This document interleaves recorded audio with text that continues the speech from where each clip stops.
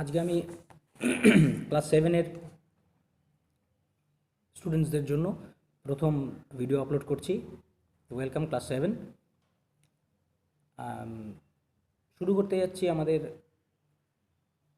Text ব্লজমের first chapter.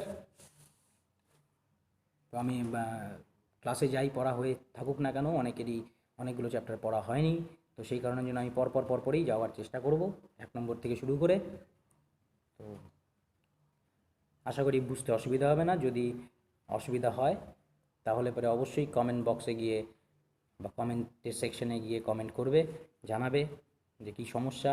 আমরা সেই সমস্যাগুলোকে কমেন্টের মাধ্যমেই সলভ করার চেষ্টা করব। কমেন্ট করার পরে দেখতে থাকবে।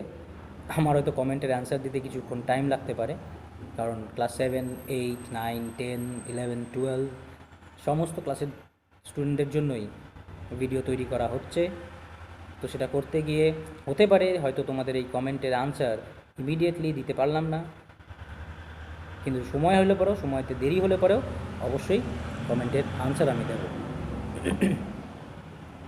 যখন টেক্সটটাকে পড়ছি তখন প্রত্যেকের চোখের সামনে টেক্সট বুকটাকে নিয়ে নেবে।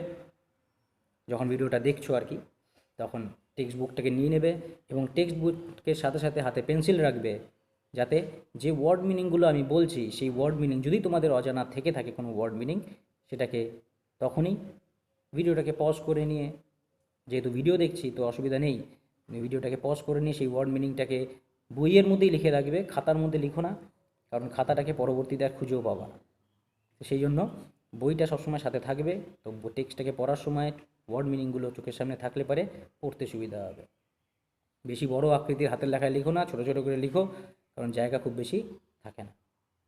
তো আমরা পড়তে শুরু করতেছি আমাদের first lesson, the book of nature by Jawaharlal Nehru. Jawaharlal নেহেরুকে আমরা সবাই চিনি, ভারতবর্ষের প্রথম প্রাইম মিনিস্টার। তো তার লেখা একটি প্রোজ পিস, সেটাই আমরা পড়ছি, দ্য বুক অফ নেচার। মানেটা কি? প্রকৃতির মধ্যে থাকা বই।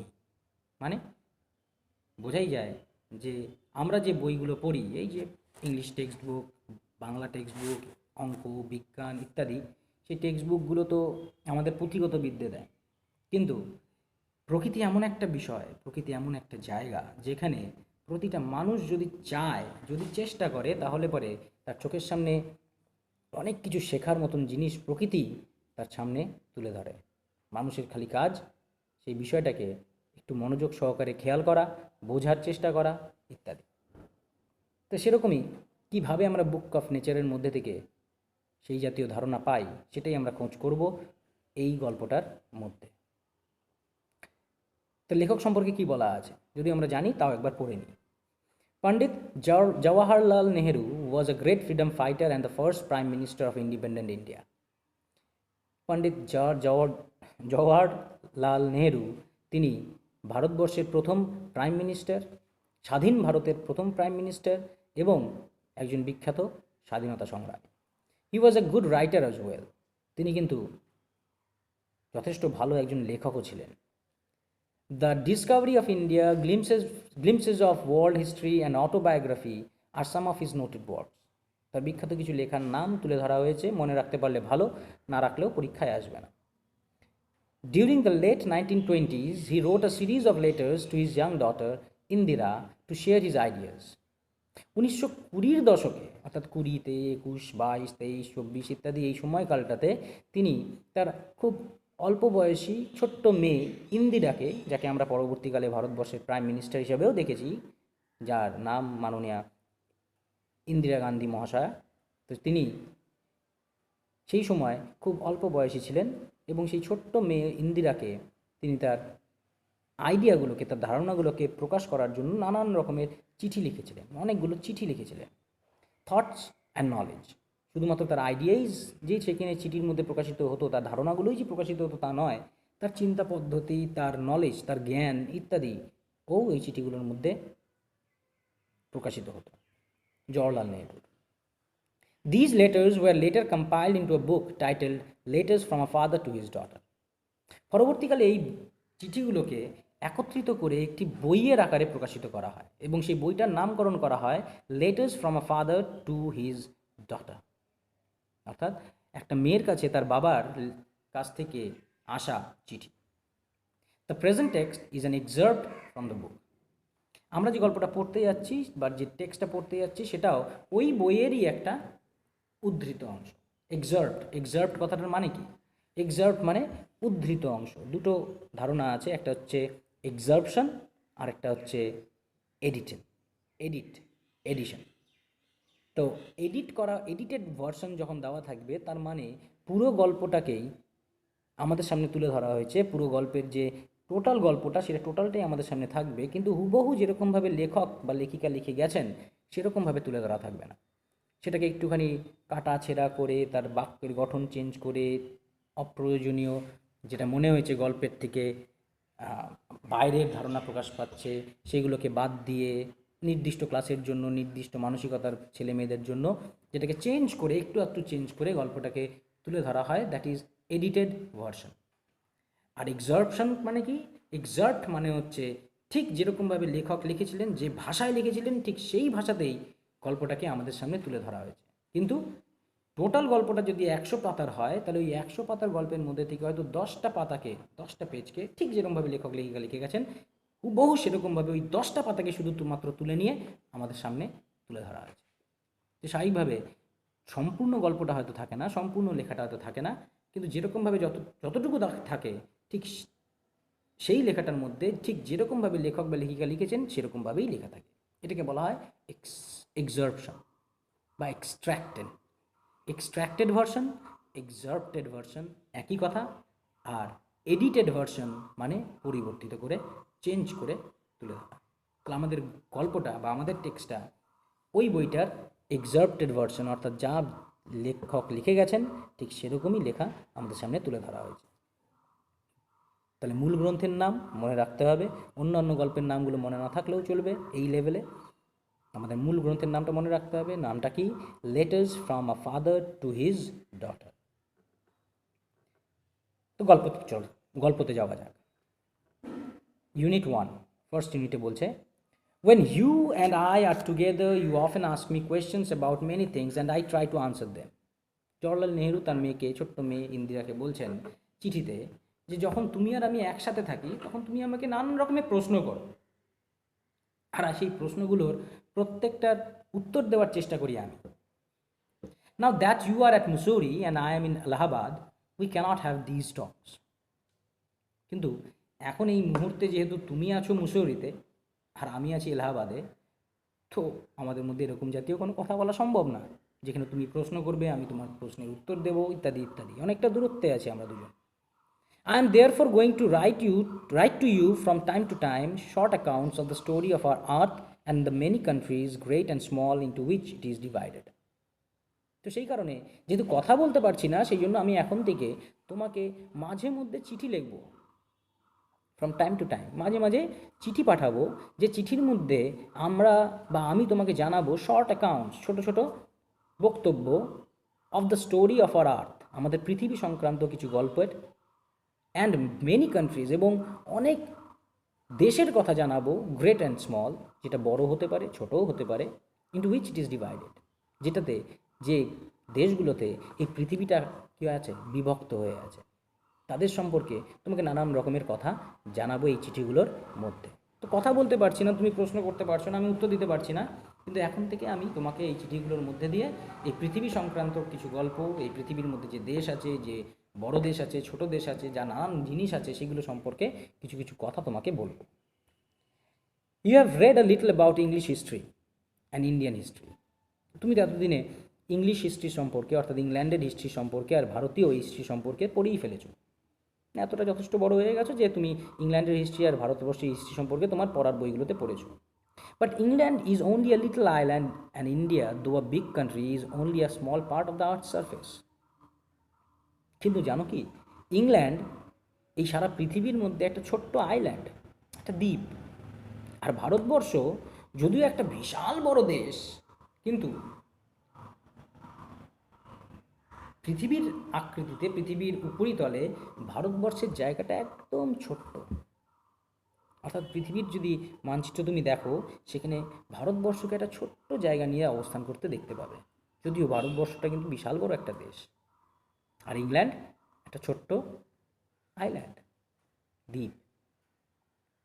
If we want to know something about the story of small part of the earth's surface, sorry. If we want to know something about the story of this world of ours, we must think of all the countries and all the peoples that have inhabited it, and not merely of one little country where we may have been born. তো সুতরাং যদি আমাদের এই পৃথিবী সম্পর্কে জানতে হয়, তাহলে পরে আমরা শুধুমাত্র আমাদের নিজেদের দেশের কথা বা নিজেরা যে দেশে জন্মেছি সেই দেশের কথাই জানবো, অন্য কোনো দেশের কথা জানবো না, তাহলে চলবে না। যদি পৃথিবী সম্পর্কে জানতে হয়, তাহলে পরে পৃথিবীর মধ্যে যে যত ধরনের মানুষ, যত রকমের প্রাণী, যত রকমের দেশ আছে, তাদের প্রত্যেকের কথা তোমাকে জানতে হবে। তাহলেই তুমি বলতে পারো যে তুমি পৃথিবী সম্পর্কে কিছু জানো। I am afraid I can tell you only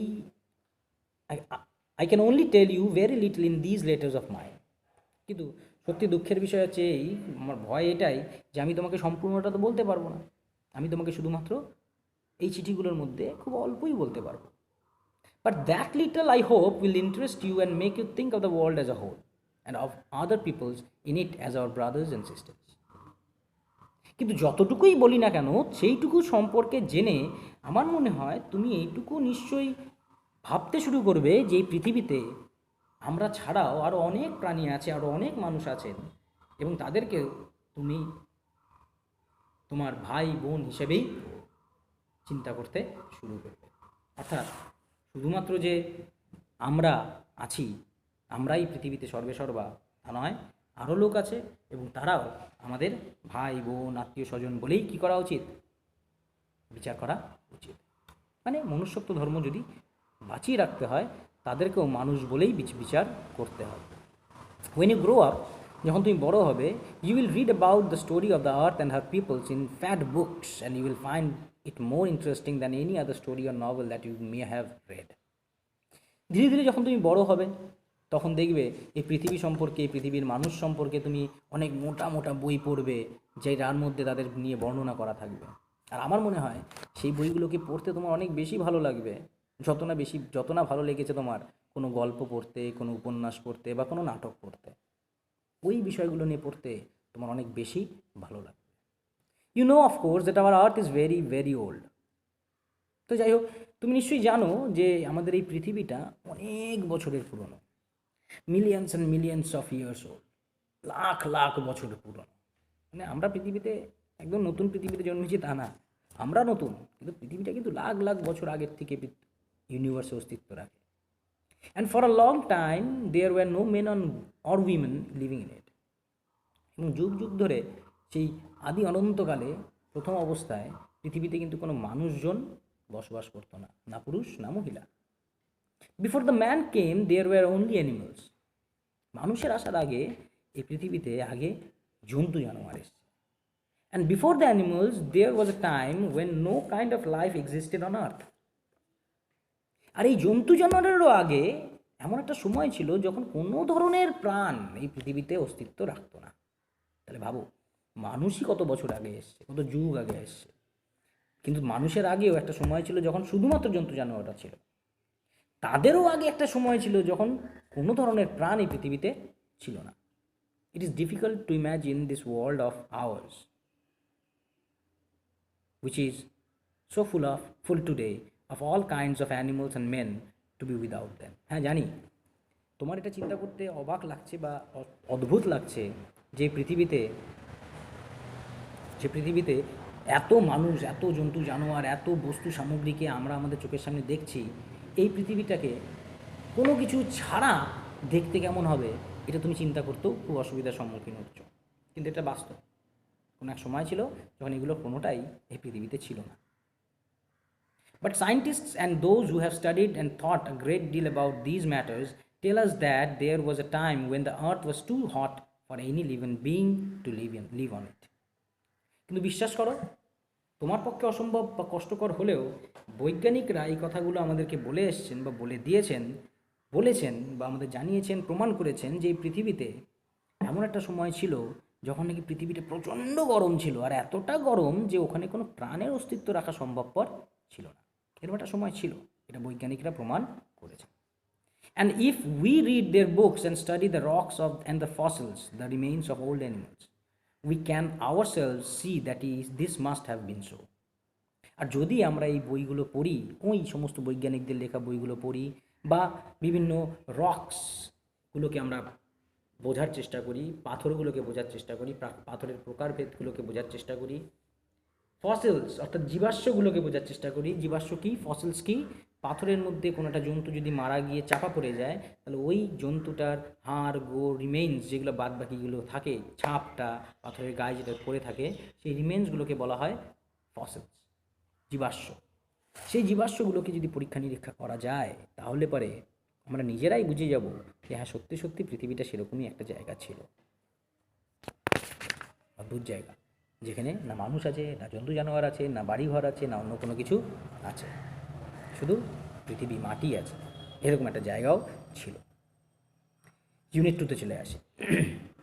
তাহলে ইউনিট 1-এ তিনি জাস্ট একটা ইন্ট্রোডাকশান দিয়েছেন তার মেয়ে ইন্দিরার কাছে, যে পৃথিবীটা কেমন কোনো এক সময় ছিল এবং সেটা সত্যি ছিল কিনা তার প্রমাণ হিসেবে তিনি বৈজ্ঞানিকদের লেখা বইয়ের কথা তুলে ধরেছেন। Unit 2, you read in history books, তুমি তো ইতিহাসের বই পড়ো। But in old times when men did not exist, surely no books could have been written. ইতিহাস তো তখন যখন নাকি মানুষ আসছে, মানুষ এসেই না ইতিহাস বইগুলোকে লিখেছে। এই তো না যে ইতিহাস বইগুলো আগে অনন্তকাল থেকে নিজের থেকেই তৈরি হয়ে গেছে। তো যখন মানুষ ছিল না, তখন তার ইতিহাসের বই লেখা সম্ভব ছিল না। How then can we find out what happen then? তাহলে আমরা বুঝবো কীভাবে যে সেই সময় যখন নাকি ইতিহাস লেখার মতন কোনো মানুষই ছিল না, সেই সময় কী কী ঘটেছে? We cannot merely sit down and imagine everything.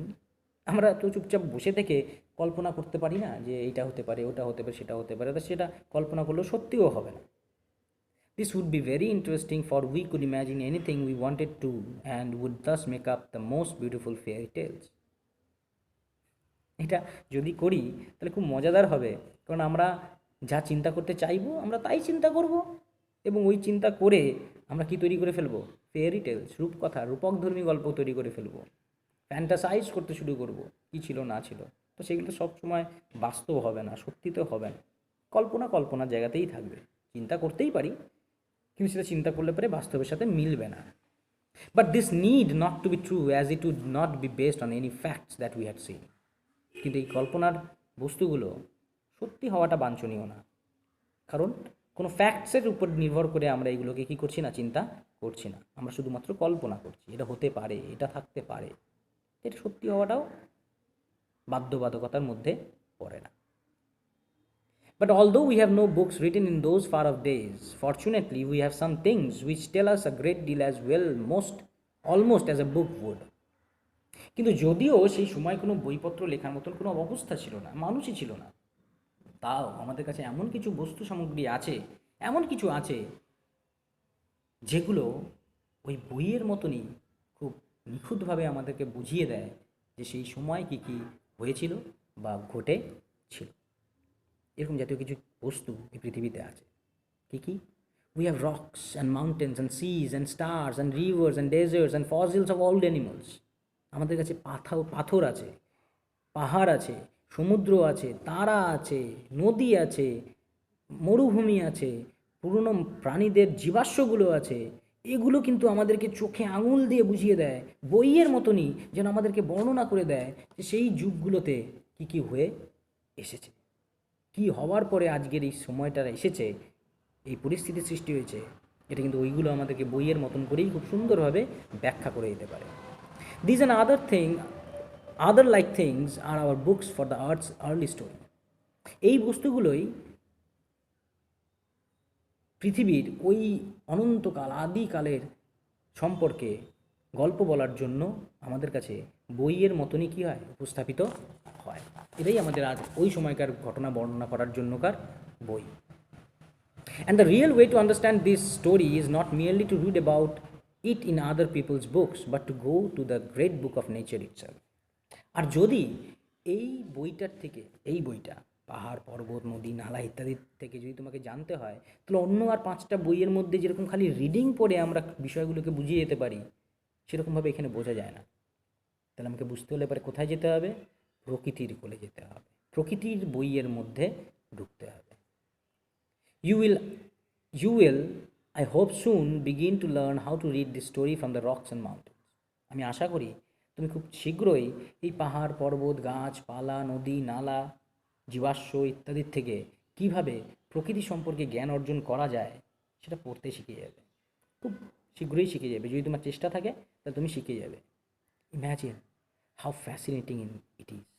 একবার ভেবে দেখো, কল্পনা করে দেখো, যদি শিখে যাও তাহলে সেটা জানতে পারাটা কতটাই মজাদার হতে যাচ্ছে, ফ্যাসিনেটিং, মজাদার, আকর্ষণীয় হতে যাচ্ছে।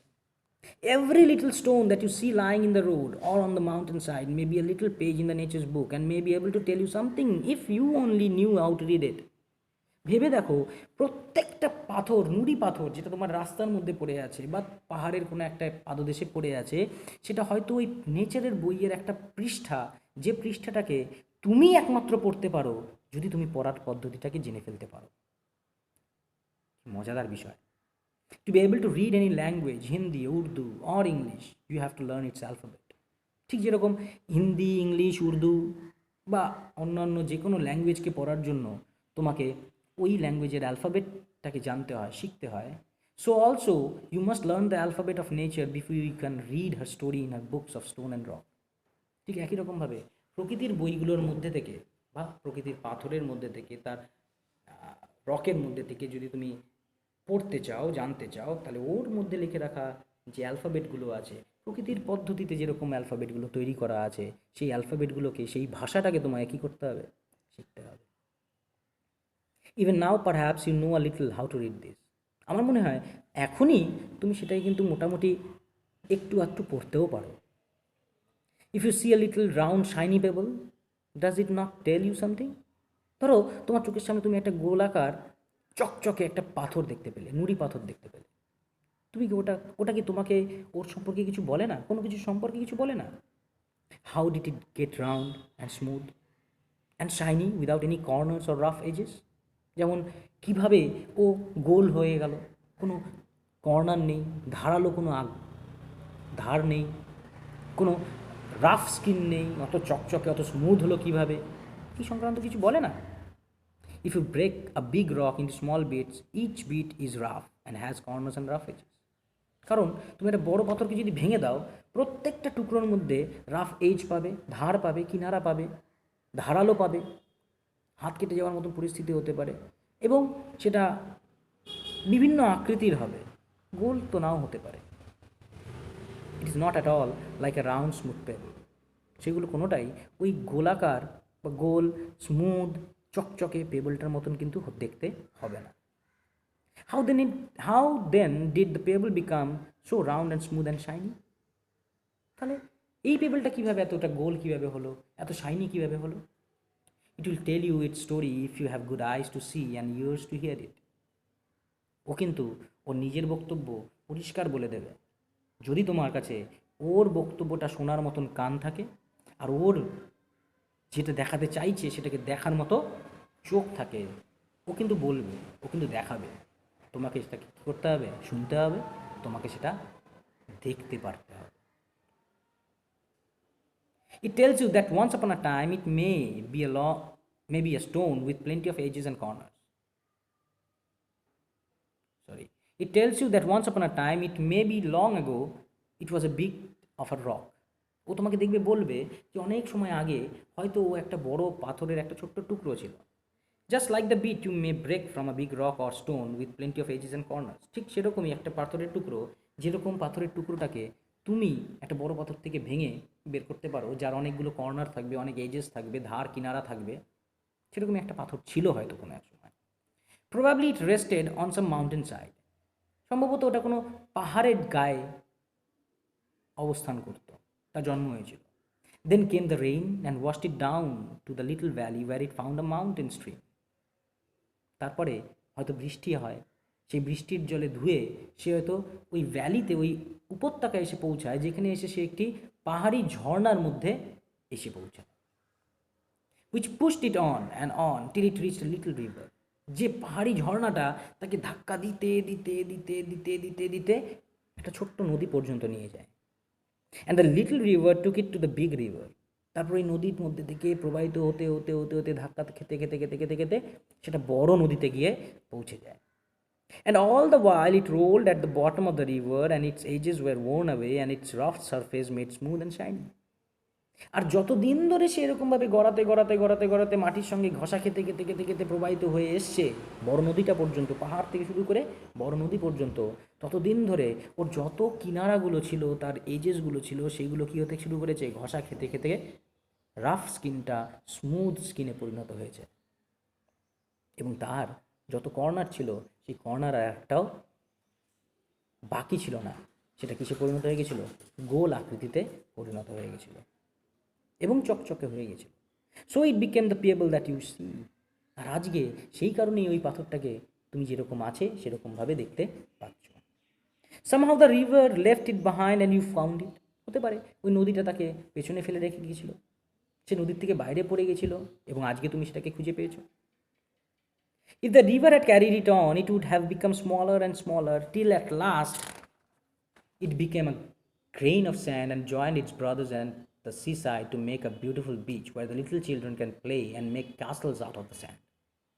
যদি ওই নদীটা ওই পাথরটাকে বাইরে বের করে না দিত, ফেলে না দিত, বা সেটা যদি বাইরে বেরিয়ে না হয়ে আসতো, তাহলে পরে হয়তো ওই নদীর সাথে সাথে সে সমুদ্রের দিকে যাওয়ার সময় ঘষা খেতে খেতে খেতে খেতে সে আরও আকৃতিতে ছোটো হতে হতে হতে হতে হতে একটা সময় গিয়ে একটা বালুকণাতে পরিণত হতো এবং শেষ পর্যন্ত সে গিয়ে তার নিজের ভাই বোনদের সাথে, অর্থাৎ অন্যান্য বালুকণাদের সাথে গিয়ে মিশে সমুদ্রের তীরবর্তী অঞ্চলে গিয়ে পৌঁছতো, যেখানে গিয়ে তোমার মতন ছোটো ছোটো ছেলেমেয়েরা সি বিচে গিয়ে খেলা করে এবং স্যান্ড দিয়ে, ওই বালু দিয়ে সি কাসলস বানায়, অর্থাৎ দুর্গ বানায়, বাড়ি বানায়, নানান রকমের আকৃতি দান করে। সেরকম জাতীয় কোনো একটা বালুতে হয়তো, বালুকণাতে সে হয়তো পরিণত হয়ে যেত। If a little pebble can tell you so much. তো ভাবো, একটা ছোট্ট পেবল যদি তোমাকে এত কিছু বলতে পারে, how much more could you learn from all the rocks and mountains and the many other things we see around আস।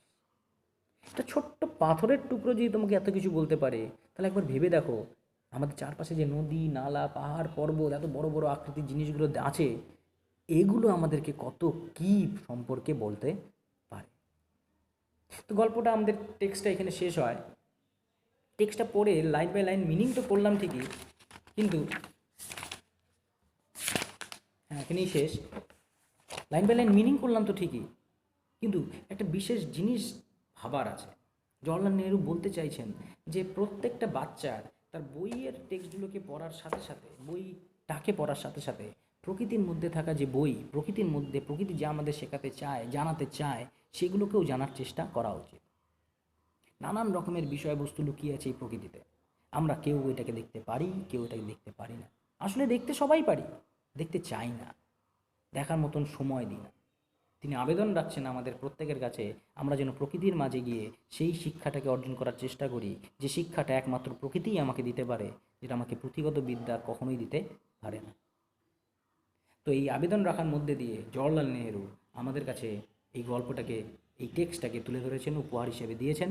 এবং আশা করব আমরা সবাই টেক্সটটাকে তো পড়বই, তার সাথে সাথে প্রকৃতির মধ্যে থাকা বিষয়গুলোকেও জানার আগ্রহ প্রকাশ করব। টেক্সটটাকে তো আমি লাইন বাই লাইন মিনিং করলাম। যদি কারো কোনো অসুবিধা থেকে থাকে পরবর্তীতে কমেন্টের মাধ্যমে জিজ্ঞেস করে নাও। যদি অসুবিধা না থাকে তাহলে এর মধ্যে দিয়ে থাকা যে এক্সারসাইজগুলো আছে, অ্যাক্টিভিটিগুলো আছে, এই প্রত্যেকটা অ্যাক্টিভিটি কিন্তু তোমাকে নিজেকে করতে হবে। যদি অসুবিধা হয় মোস্ট ওয়েলকাম, তুমি জিজ্ঞেস করো, জানো, আমি তোমাকে জানাবো, কিন্তু সেটাকে মানে বুঝে আনসার করার দায়িত্ব তোমার। আমি কিন্তু কোনোটাই করে দেবো না। কোনো ভিডিও এরকম পাবে না যেখানে অ্যাক্টিভিটিগুলোতে আমার কাছ থেকে পাবে না, যেখানে অ্যাক্টিভিটিগুলোকে আমি তোমাকে করে দিচ্ছি।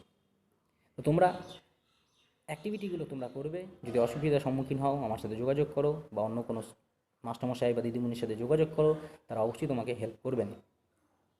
কিন্তু সবার আগে টেক্সটটাকে খুব ভালো মতন খুঁটিয়ে খুঁটিয়ে পড়তে হবে, যাতে প্রত্যেকটা লাইন, প্রত্যেকটা ওয়ার্ডের মানে বোঝা থেকে যায়, এবং চোখ বন্ধ করলে গল্পের একদম শুরুর থেকে শুরু করে শেষ পর্যন্ত তুমি টোটালটাই মনে মনে বলতে পারো।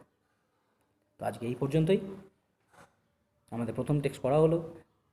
পরবর্তী টেক্সট পরের ভিডিওতে আসবে কয়েকদিন পরে।